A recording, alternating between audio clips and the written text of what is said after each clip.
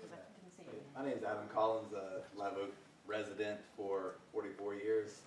Family's been here for about 150 something, but I love this town, I love this community, and this got brought up to me a couple weeks ago just in conversation. And me being an engineer, people come to me and ask me questions. I'm not a water geologist, I'm not an expert in this type of engineering, but I've been around it enough. I've been around Water Management District getting permits for about 20 years.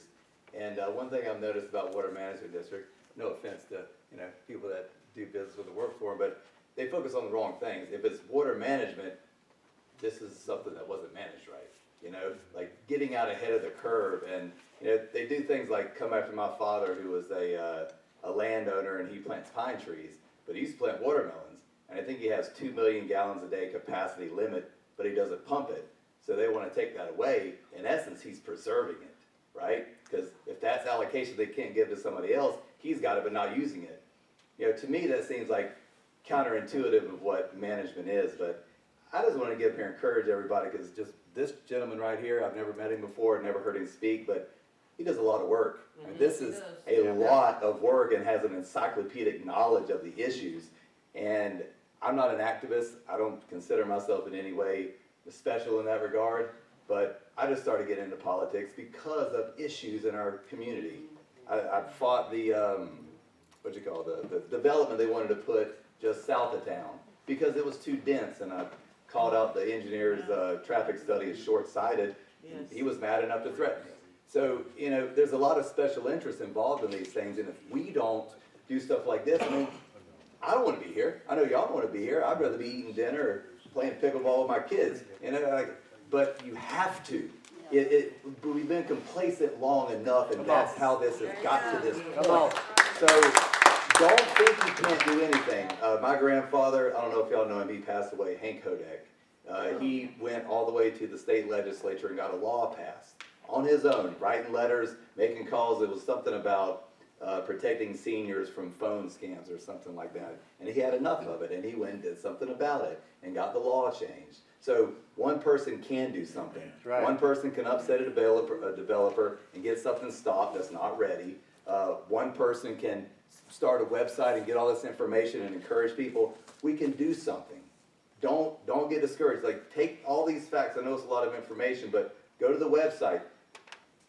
Focus on the things that resonate with you, that like, I'm kind of interested in that particular aspect, and use that on your phone calls. You can't cover everything, but focus on a few things and make the calls. I'll commit to making calls. We all need to start working more. I mean, I run an engineering business. I'm a single father with 3 teenagers, and now I'm running for local office. Nobody has time, but unless you make time, if it's important, and our water is important. Yeah. And I mean, Dennis had great ideas. That if you take his ideas and help him propagate them, that's what I'm going to do. I did that with to Corey Simon. I went to the IFAS thing and talked with him outside for a minute. Then went inside, talked to one of the engineers at Water Management District who was for it, and they gave me all the reasons that it's a good idea and said the water's really clean. I said, well, if it's so clean, why don't they just pump it into the aquifer right outside the Jacksonville city limits and let them kind of create a loop? And that's exactly what Dennis said. But it needs to be said over and over again and never let up. So I'm glad this many people came out, and glad that Suwannee County has some people that are fighters, because that's what we have to do, fight. Because nobody's going to fight for us in Washington or in the state legislature or these big special interest groups. We have to fight, and you fight with your voice. Sometimes I want to use my fist, but that doesn't get you very far. But so we have to use our words. So that's all I can say. Amen. That's a perfect way to end. Thank you, everyone, for coming, and let us know, let him know, let everyone know what you are doing, and if you're being successful, so that we can share our success stories and have everybody working in their own ways, but trying to get this turned around. Thank you. Find that petition on Facebook. Maybe that plan will get going now. See you, John. All righty. You know what I'm saying? Thank you, John. Thank you.